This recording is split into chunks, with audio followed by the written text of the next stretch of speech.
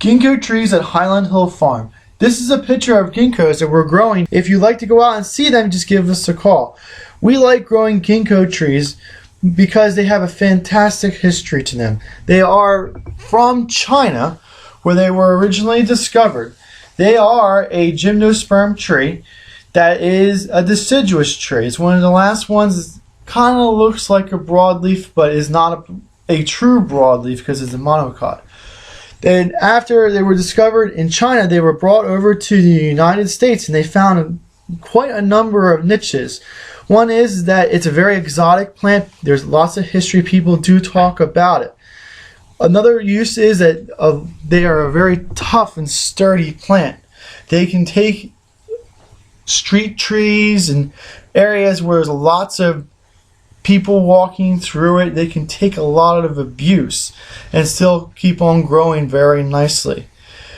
One of the stories I was told was that the reason that the ginkgo can take such brutal environments is the fact that it's where it was growing in China. There was a lot of mice, and the mice over there in China, they like to gnaw on the wood, and they would go over and gnaw on the ginkgos growing over there naturally.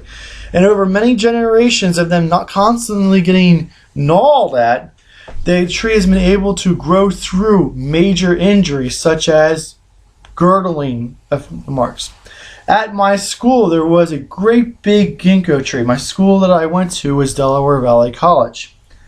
A deranged student got mad at this big ginkgo tree and one night took a big chainsaw and went around and girdled the entire tree. Well, if you girdle most of the trees in our area, like maples or oaks or cherries, birches, you pretty much killed the tree.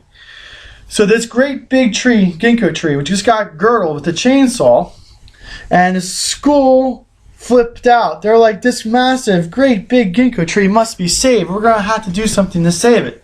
So the professors at school decided, oh, we can save it by making a bridge graft on it. A bridge graft is you take bark from one tree and you relocate it onto another tree. And they did a whole bunch of bridge grafting trying to save the tree. And to their dismay, all the bridge grafting that they all tried all failed. And they thought the tree was going to be lost. Lo and behold, the tree that they didn't suspect, the tree started to grow new callus wood over where the injury was. And by itself, it fused and grafted itself back together. And all the staff and faculty were all so happy because the tree survived the chainsaw massacre and didn't get killed by the chainsaw. So it's a very resilient tree. Many places that you find ginkgo trees, and you should find ginkgo trees, is in street plantings.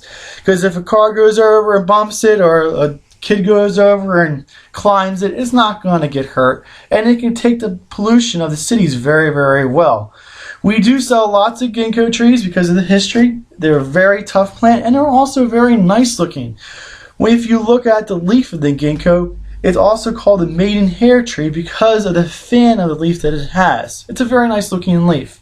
It's actually a monocot, so if you look at it, you should see parallel veins in it. It's not truly parallel, but they never really cross one another, so that's what they call it. Ginkgos, when they go into the fall, their leaves start to turn yellow, and they turn yellow all about the same time, and they all fall off the tree all about the same time. My professor says it takes about a week of it being all nice yellow, and then they should all fall off at the same time. Maybe you should get a couple just to experiment so you can see if it works out for yourself. We have lots of different sizes of ginkgos available. It's a nice plant. Go take a look at it. If you have any questions, just give us a call. Our cell phone number is 215-651-8329. Thank you. This video is brought to you by Highland Hill Farm. We grow and sell screening and buffering trees for privacy and sound barriers.